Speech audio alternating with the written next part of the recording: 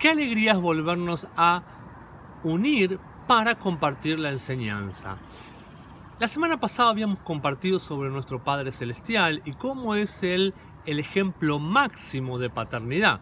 En esta oportunidad vamos a hablar de nuestro Padre espiritual, de los padres espirituales que podemos recibir como hijos nosotros o de nosotros convertirnos en padres espirituales.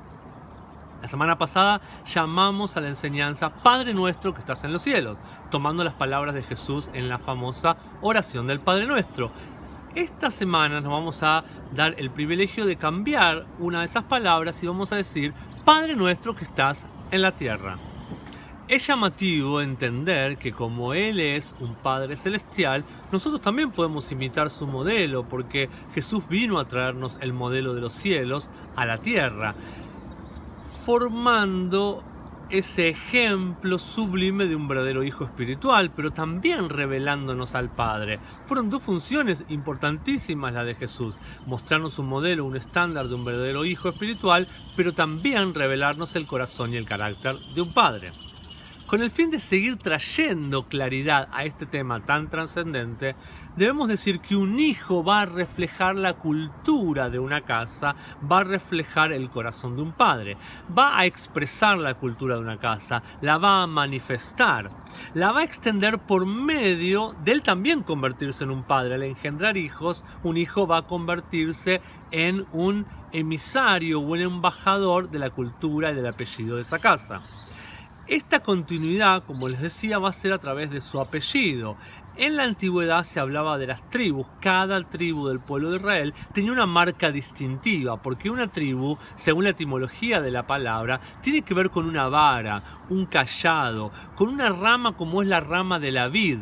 Entonces, si es una vara, un cayado, que es lo que usa un pastor para dirigir las ovejas, una tribu, un padre en una casa natural o espiritual, a través de su apellido, a través de la marca distintiva, de su carácter y de su forma de ser, de su educación, de la educación que provee, lo que va a estar haciendo es darle una dirección, un liderazgo a esa familia o a esa casa.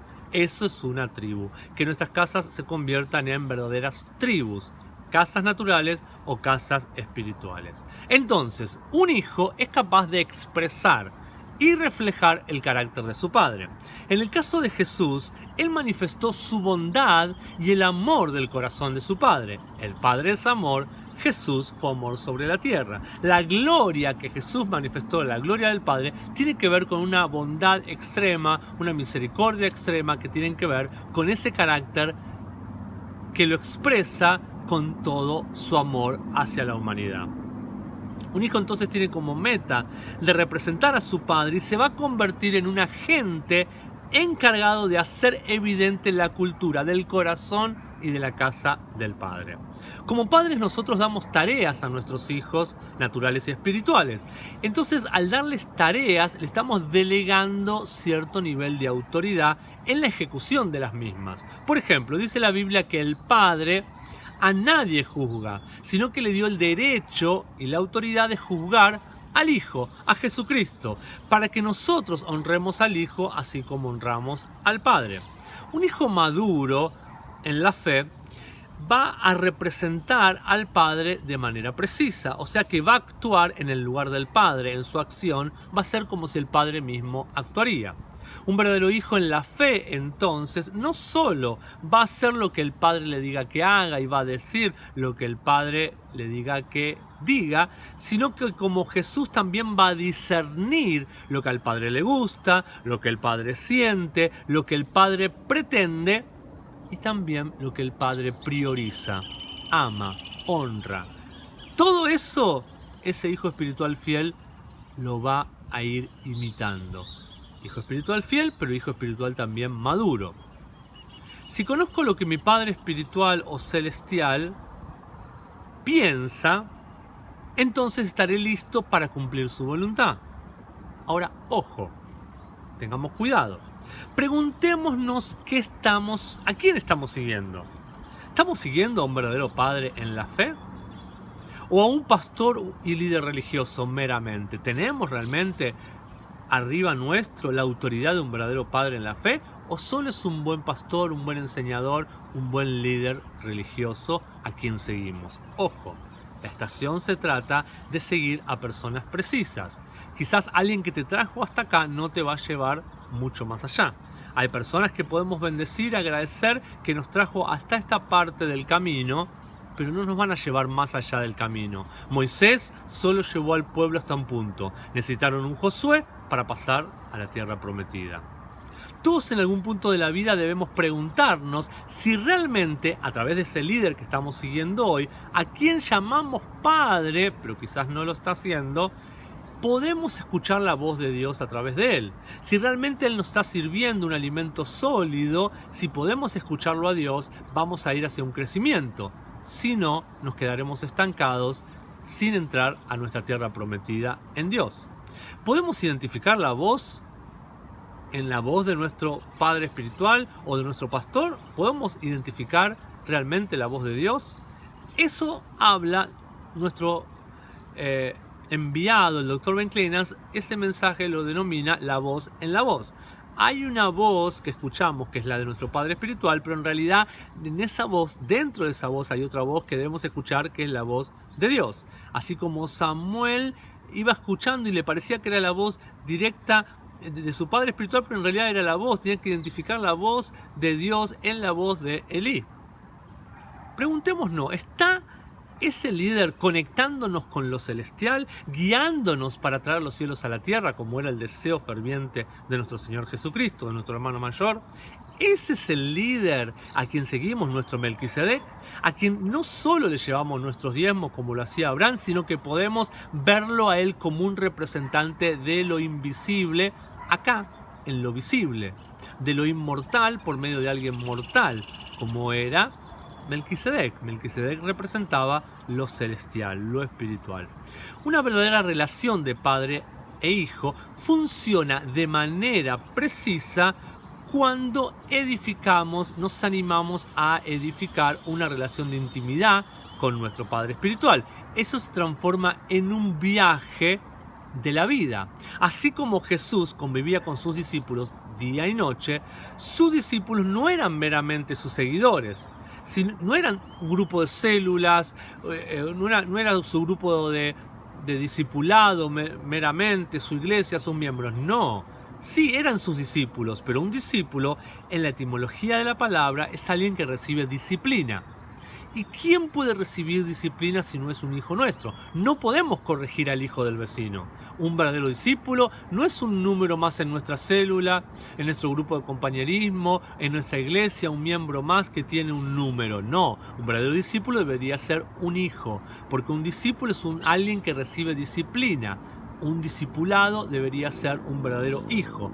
No puedo discipular, como les decía antes, a un hijo de un extraño o de un vecino. En el transcurso de esta relación con mis hijos espirituales tengo que ir discerniendo, un hijo debe ir discerniendo lo que a su padre le gusta, lo que le interesa, lo que prioriza. A medida que voy descubriendo eso, lo único que me queda a mí como hijo espiritual para realizar es responder con obediencia. Si conozco tanto a mi Padre espiritual, puedo llegar a lograr una relación tan íntima y profunda que me puedo llegar a acostar en su pecho, como lo hacía el gran discípulo amado Juan con Jesús, para que Él me guíe, para escuchar los latidos de su corazón. Esto es una simbología, o podría ser hasta literal, de que Juan, yo lo que creo que era un discípulo tan íntimo de Jesús, tal nivel de intimidad vivía con su maestro, que era también su padre. Y te voy a dar un aval y voy a defender mi hipótesis que realmente Jesús era un padre para sus discípulos, porque por algo le dijo, antes de partir de la tierra, les dijo: no los dejaré huérfanos. O sea que hasta ese punto los discípulos no eran huérfanos porque Él ejercía una paternidad con ellos. Me voy, pero no los dejo huérfanos porque ahora les envío el Espíritu Santo. Entonces, Si hay tanta intimidad, voy a empezar a conocer los planes, las motivaciones, las intenciones, los profundos deseos y sueños de mi Padre espiritual para realizar sobre la tierra, no solo conmigo, sino en el establecimiento del reino de los cielos en la tierra. Es imprescindible desarrollar sabiduría del Espíritu Santo para ejecutar lo que hay en el corazón de un Padre espiritual y del Padre celestial. Cuando logramos estar tan conectados con un verdadero Padre de esta estación apostólica, con un hombre enviado por Dios a nuestras vidas, debemos hacer un pacto con Él. Ese pacto es como lo que hicieron los príncipes en Hebrón, y lo describe el libro de Samuel, con el futuro rey de Israel, o sea, con David. Hay algo que quiero mostrarles, y tiene que ver con no solo aprender sobre qué es paternidad espiritual, sino que la verdadera paternidad espiritual va a traer solución y va a abolir la cultura de orfandad. Que esta cultura de orfandad lamentablemente gobierna y está impregnada en todos los extractos de la sociedad en la que vivimos. Un ejemplo para mostrar la antítesis que hay entre la cultura de orfandad y la cultura de hijos o la cultura de paternidad es el espíritu de competencia. Les voy a dar solo un ejemplo, creo que no voy a poder llegar a mucho más, pero cuando estudiamos y analizamos el espíritu de competencia, de competir entre un padre y un hijo, o entre un supuesto padre y un hijo, vemos una cultura de orfandad reinante porque un verdadero padre e hijo no compiten. En la cultura de hijo hay una reconciliación, hay una unidad entre padre e hijo, como le dice Malaquías 4:6, que él revincularía a los padres con los hijos y a sus hijos con sus padres. Entonces, por un lado tenemos la cultura de orfandad, que compiten padres e hijos. En la cultura de hijos hay una unión tan íntima y tan profunda que no hay lugar para la competencia, los celos, la envidia. Absoluta ausencia de competitividad o celos, sino que en la relación padre-hijo, una verdadera relación padre-hijo es una relación genuina, fiel. No existe absolutamente ningún nivel de competencia. En la estación anterior, se llame pentecostal o carismático, movimientos de fe, prosperidad, etc., cuando un hijo crecía tanto que llegaba, entre comillas, a brillar de alguna manera en su don, en su ministerio, en su gracia, los supuestos padres espirituales o líderes espirituales en rango superior de autoridad aparentemente los soltaban al ministerio. Yo lo he visto en carne propia. Los enviaban, entre comillas, a levantar su propia obra, su propia iglesia. Pero, en realidad, sin ánimo de criticar a nadie directamente, muchas veces me pregunté si en vez de estar enviando por un crecimiento personal de ese hijo, estar enviándolo a realizar otra obra, estos líderes espirituales de la casa no se estaban sacando un poco encima a este líder que había crecido, a este hijo que estaba alcanzando madurez, porque temían, se sentían intimidados que este hombre o mujer de Dios les hacía sombra al don o al ministerio de ellos. Espíritu de competitividad incorrecto, por tener una baja autoestima o una identidad no bien establecida y bien asegurada en Dios. Había miedo, intimidación, igual que sucede en muchas o en la mayoría de las empresas o en un lugar laboral o de trabajo. En lo verdaderamente apostólico, si queremos edificar de manera precisa y de manera transgeneracional, un verdadero hijo se muestra ante su padre competente, pero no competitivo. Y lo mismo el padre con su hijo, por supuesto. Un verdadero padre jamás competirá con su hijo para ver quién tiene más logro. Ni siquiera pensaría en esa opción. Mi padre espiritual jamás pensaría en esa opción. Los logros de el hijo van a ser el gozo, la satisfacción, la gloria del padre, no su intimidación. Lo mismo sucede con el hijo. A un verdadero hijo en la fe ni se le ocurre ver los logros de su padre como una ofensa o una causa para compararse o competir con él. Lo que mi padre logra va a entrar en el acervo de la herencia de mi familia. Si mi padre es grande, más posibilidades de ser grande yo tengo. más posibilidades quienes lo seguimos y lo imitamos de ser grande nosotros. Por eso me encantan las palabras de Jesús en Filipenses 2, versículos 5 al 11, de la versión Biblia de las Américas, que dice de esta manera. Búsquenlo en la Biblia de las Américas porque es diferente a la Reina Valera. Dice así: haya pues en ustedes esta actitud que hubo también en Cristo Jesús, el cual, aunque existía en forma de Dios, no consideró el ser igual a Dios como algo a que aferrarse, sino que se despojó a sí mismo tomando forma de siervo, haciéndose a sí mismo semejante a los hombres, y hallándose en forma de hombre, se humilló él mismo, haciéndose obediente hasta la muerte. Ese es el nivel de obediencia de este hijo espiritual con su padre. Lo obedeció hasta la muerte. Pagó el precio máximo de la obediencia. Y muerte de cruz, por lo cual Dios también lo exaltó hasta lo sumo y le confirió, le otorgó el nombre, no un nombre, el nombre, que es sobre todo nombre, para que al nombre de Jesús se doble toda rodilla de los que están en el cielo, en la tierra y debajo de la tierra. Y toda lengua confiese que Jesucristo es Señor, para gloria de Dios Padre. El avance y el crecimiento del Hijo iba a ser la gloria del Padre. Tremendo. Eso mismo debe ocurrir en este plano, en el plano de lo terrenal. Entonces, la genuina, verdadera motivación de Jesús no era brillar él mismo, como podemos decir. No fue como un sol que tenía luz propia, sino como la Tierra, el planeta Tierra, que depende de la luz del sol como su fuente de energía y calor. Una pregunta: ¿de dónde nosotros tomamos nuestra energía, nuestra fuente de calor para vivir y sostenernos? El modus operandi y motor de Jesús fue siempre brillar con la gloria, la luz del Padre, no utilizar su propia luz, su propia gloria. Y en esa misma luz, inevitablemente y consecuentemente, Él también brilló. Por eso Jesús nos hablaba de que Él nada podía hacer sin el Padre. Por eso Jesús también nos dijo en una circunstancia que aquel que busca hacer lo suyo propio, su propia gloria busca. Y es peligroso, muy peligroso. Puedes quedar deshabilitado totalmente, descalificado totalmente si buscas tu propia gloria.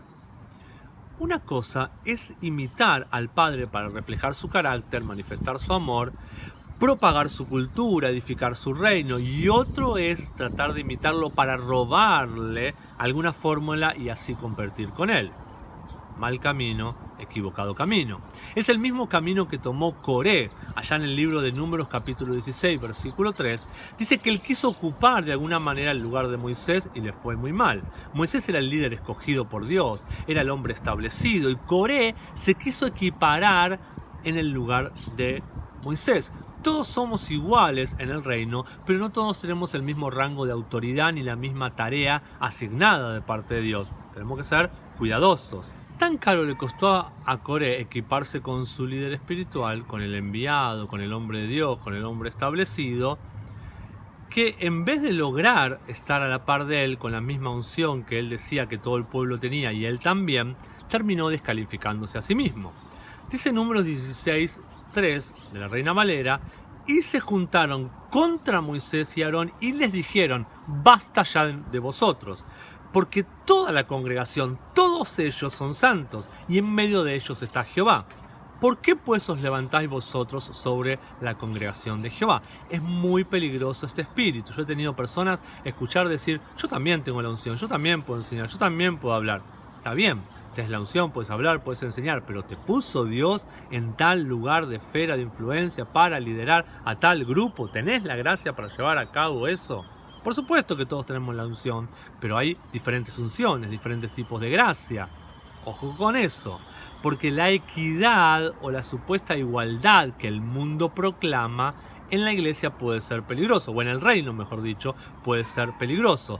Y el espíritu de lo competitivo, del sistema competitivo, tiene ese objetivo: tratar de igualar a todos bajo una equidad que es irreal. Hombres y mujeres, en el espíritu son iguales, por supuesto, pero hay diferentes gracias, diferentes funciones, líderes y gente que no es líder, o sea, diferentes niveles de madurez, tantas cosas que nos hacen diferentes y enriquece al cuerpo de Cristo que seamos diferentes y que cumplamos funciones diferentes. No hay base genuina y sólida en las relaciones basadas en la edificación transgeneracional dentro del reino de Dios si habitamos en un ambiente de competitividad. Madres que se visten como sus hijas adolescentes, padres que hablan como sus hijos jóvenes o adolescentes, usando sus términos, sus códigos. No hay posibilidad de pureza e integridad del mensaje del reino en un ambiente contaminado por este espíritu de competitividad y tratar de igualarnos con el otro o ser igual al otro. En lo apostólico debe existir la interdependencia con un padre y los hermanos entre sí, sin corromper ni abusar de la autonomía de cada hijo en sus llamados, en sus ministerios, en sus gracias y por supuesto también en sus vidas personales. Un padre debe ser alguien que enseña, lidera, anima, corrige, muestra una visión, activa dones, confirma llamados, envía, direcciona, impulsa, endereza, ajusta, motiva, circuncida, reaviva sueños, provee identidad, afirma, establece, pero también aniquila enemigos de ese hijo, lo protege de ese modo, guía a las personas al arrepentimiento, o sea, un cambio de mentalidad, eso es arrepentimiento. Pero todo esto y muchas otras funciones, todo esto debe ser realizado en un espíritu de amor y dando libertad y autonomía a sus hijos espirituales. Pero luego es el hijo quien debe responder con obediencia, decide, escoge un camino, se alinea al propósito de Dios, sirve a su padre, honra, valora, respeta el tiempo y la economía de su padre, agradece, busca soluciones, se esfuerza por hacerle la vida fácil a su padre, toma el manto de su padre como Eliseo lo tomó de Elías y multiplica los frutos de su progenitor. Expande el espíritu de la casa y la cultura de esa casa, entonces lo representa de manera precisa a su padre. Todo esto por medio de manifestar el corazón y la mentalidad de su padre, llegando a ser como un Timoteo para Pablo, que era un Timoteo era un hijo de la misma mentalidad de su padre. Y acá quiero hacer un paréntesis o una pausa para que entiendan a veces cómo nos juega una mala pasada la traducción de la Reina Valera y la riqueza de las Biblias en inglés nos proveen una claridad superior. En un ambiente de estudio debemos detenernos a estudiar estas cosas. Cuando en la Biblia, en muchas instancias, les voy a mostrar varios ejemplos, habla de un mismo sentir, como que hubiera un mismo sentir, algo sentimental, algo de los sentimientos, algo de los sentidos. En realidad, lo que la palabra de Dios, la palabra apostólica del apóstol Pablo y del apóstol Pedro también, está hablando de una misma mentalidad, de una misma manera de pensar, no de un sentimiento. Y les voy a dar ejemplos muy rápidamente. 1 Pedro 3:8 dice la versión King James, es una traducción de la versión unas versiones más estándar en inglés para mostrarles la diferencia. Finalmente, sean todos de una mentalidad, teniendo compasión unos por otros. Ámense como hermanos, sean compasivos, sean corteses. Otro ejemplo, Filipenses 4, versículo 2, también de la King James. Yo ruego a Evodia y ruego a Síntique que sean de una misma mentalidad en el Señor. Tercer ejemplo, 2 Corintios 13:11, King James. Finalmente, hermanos, a Dios, sean perfectos, consolados, sed de una misma mentalidad y vivid en paz. Y el Dios de paz y amor estará con vosotros. Romanos 15:5. Ahora el Dios de paciencia y consolación os otorguen que sean de una misma mentalidad unos con otros de acuerdo con Jesucristo. O con Cristo Jesús, mejor dicho. Romanos 15:5. Esta es la versión nueva internacional, pero no la que tenemos nosotros, sino una traducida literalmente del inglés. Que el Dios que da resistencia y aliento les dé la misma actitud mental. Me encanta esta versión que dice que hay una actitud mental. La actitud mental tiene que ver con un espíritu especial que soltamos hacia cada uno que hubo también en Cristo. Y miren también esta versión. No es la King James ni la Nueva Internacional, es la versión The Voice, o sea, la voz. Oro para que nuestro Dios, quien nos llama y nos da perseverancia y aliento, una a todos ustedes para que compartan una mentalidad de acuerdo con Jesús el ungido. Qué lindo esto de compartir una misma mentalidad. No hay verdadera relación entre un padre y un hijo espiritual si no hay un compartir de una misma mentalidad. No solo por un gusto, no es meramente un gusto, no, es doctrina, es enseñanza, es valores, es principios, es modo de encarar la vida. Debe haber una comunión, una común unión entre un padre y un hijo espiritual. No podemos pretender de la vida algo totalmente opuesto o muy diferente si tengo un hijo espiritual y yo soy el padre o viceversa. Tiene que haber un compartir de una misma mentalidad, como dice acá la versión The Voice, que ustedes lleguen a compartir una mentalidad de acuerdo con Jesús el ungido. En estos versículos estamos hablando entonces de una misma mente o mentalidad y no de un mismo espíritu. Y ahí lo que se está hablando, si buscamos en el original esto de mente, lo que se está hablando es de una palabra en la etimología, en la raíz, está hablando de la palabra P-H-R-O-N-E, que tiene que ver con tener un entendimiento, ser sabio. Tiene que ver con un sentir también, pero enfocado al pensamiento.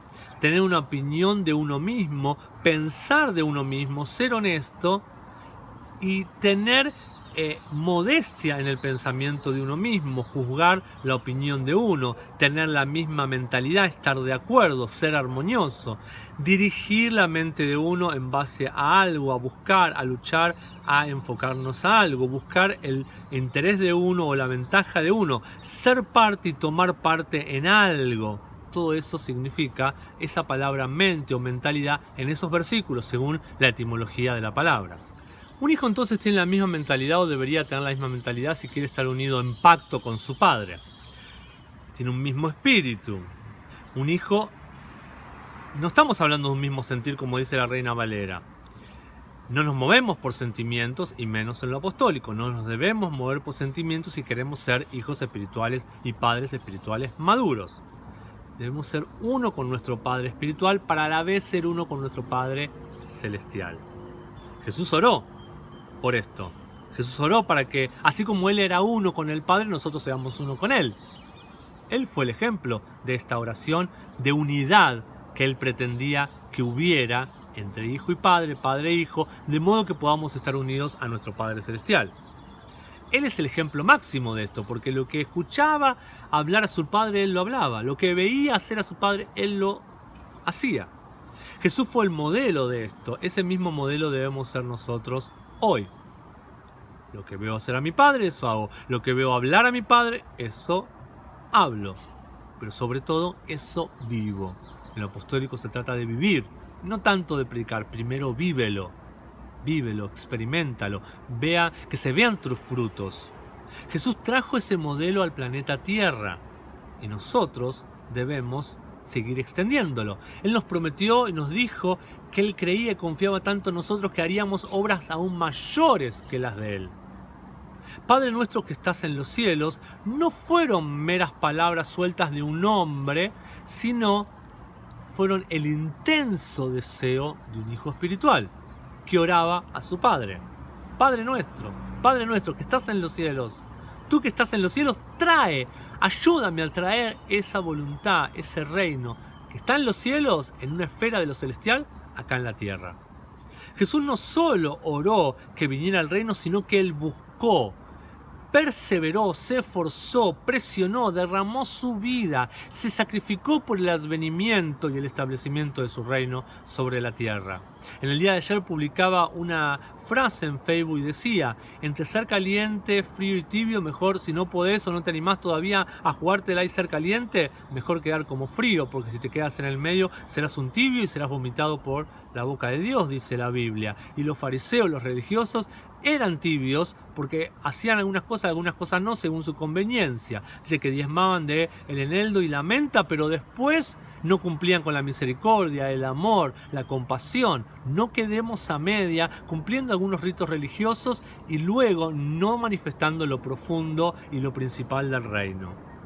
Y dentro de lo principal y lo fundamental del reino está la paternidad espiritual. Es un tiempo y una estación que Dios está restaurando padres. Por medio de restaurar el corazón de los hijos, va a edificar, va a levantar verdaderos padres.